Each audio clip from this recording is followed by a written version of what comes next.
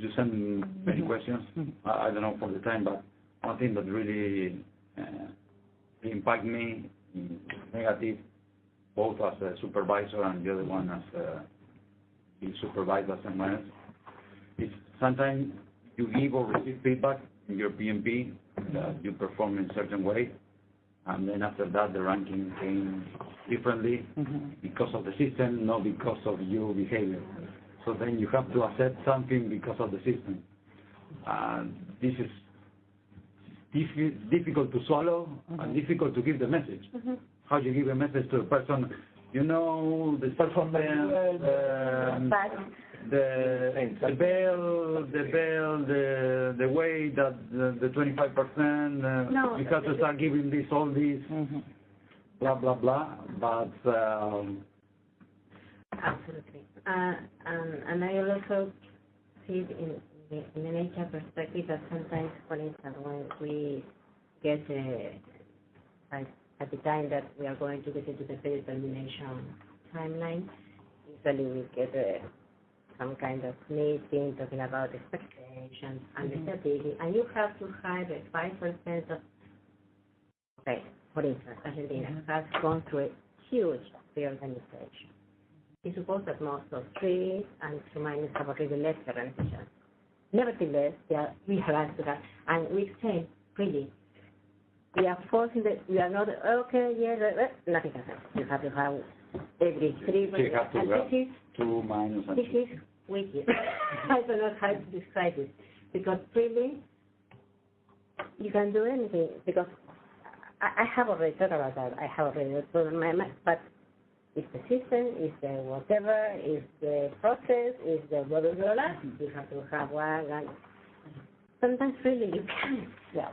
I always understand that comparing one with each other, there is one that is better, but that doesn't mean that the other is 2 minus for a 3.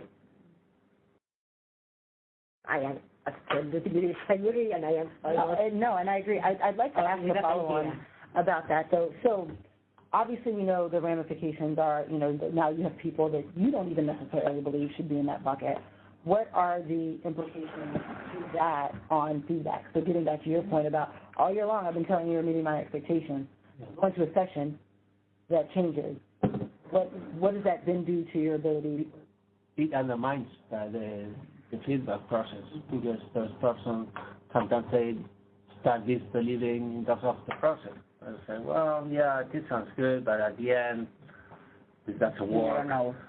So I'm not going to put that much effort in this process, because at the end, something else happening, and I get a different ranking that I should be getting. So it really impacts negatively on the process. So it's something like you should be able to get a performance review independent from the ranking or salary elements somehow, because if we cannot impact salary in a different way, it should not destroy the performance process or the feedback process. So speak more. Sorry, Jim. No, I just wanted to add it. And then you get to a point where you mix subjective feedback and objective feedback. And that's where I think the ranking sessions, and most of us, I think, are part of when they are up there discussing, subjective feedback enters more into play than objective feedback. Why? Because it's not documented in most ways. So that's why maybe that type of feedback may also be the day-to-day feedback or what every people saying about the person or not. So, I don't have to put it into an example. I have no examples, but I think that's the feeling I have is what happens at the end of the day. But it ultimately has objective results, which is a negative, potentially negative impact to your salary. Yep. Or positive. Sometimes even the positive you don't. You never say to someone that was good and someone at the end of the day came with a good note. Okay, now what is it to you? What I feel is that really I don't know the way to solve it. But since I am in HR, I have heard some, not in the pay determination meetings, because of course not is the place where the manager would say something like that.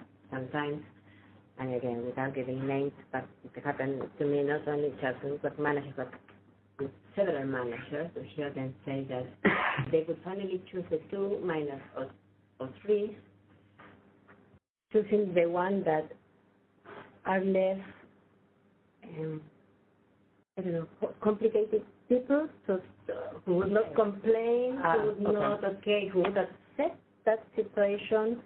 And I have heard more than a manager. And that's possible.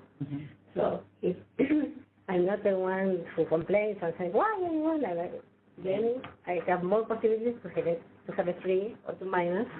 In the case that there is not a clear 2 minus or 2 3, they choose just the one that it will cause less trouble. I want to give you an example of the extreme of something like that. So we choose a person to give like a feedback that you were not under performance, but you can do more.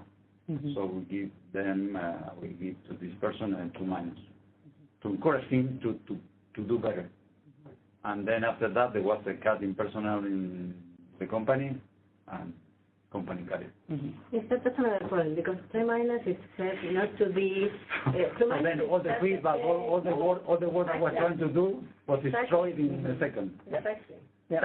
Especially when, just for in the decision, the person was already getting that positive reaction, and because it came later, that kind of cut in, but he embraces in the positive way, and he was like, they are going up, and then...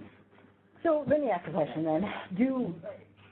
And this is going to be a very popular question, but do our rankings, what value do we see? Do you see any value in rankings?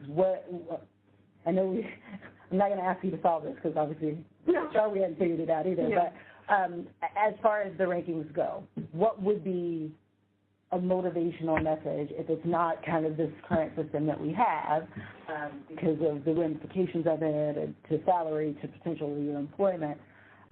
What benefit do rankings have, or what benefit could they have if we did them differently?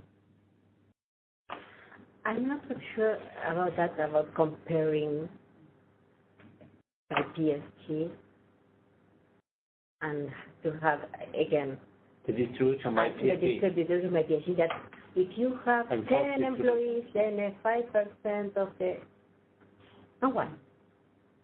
So could they work, I don't know how to solve it, really. But if there's not forced distribution, forced distribution, if you are 3, you are 3. If you are 2 minus, you are 2 minus. Why compare me with, I don't know, him or whatever? Perhaps we are both performing fine, but we have to have the 5% in that grade because the curve has, I don't know, 10 in the same PSG. I think that it's not fair, of course. By default, it's not fair, but it's not logical. The thing that, sorry, no, it's okay. When you mix departments, you lose perspective, because I cannot tell you. And you can measure a 2 minus in this department is comparable with 2 minus in this other. How? And some kind of shows also, when you can show numbers, but there are kinds of shows that can be compared. And for instance, in our department, I normally work with Alejo here, so we met between. We do our ranking schedule, then we meet with our supervisor, then we meet with the supervisor. You have 4 meetings, everybody agree, and after that everything changes. Yeah, exactly. What we are doing on this? The numbers. And that's it. It goes together. It comes back down. Yes, because you put all the PSG from other departments together. So at that moment, and then it's start scaling up. Go to Lago, go to Calaé, go to... Exactly, because you have to have it here, but then you have to compare it with Lago and then goes down. And then you have to compare it and then goes down.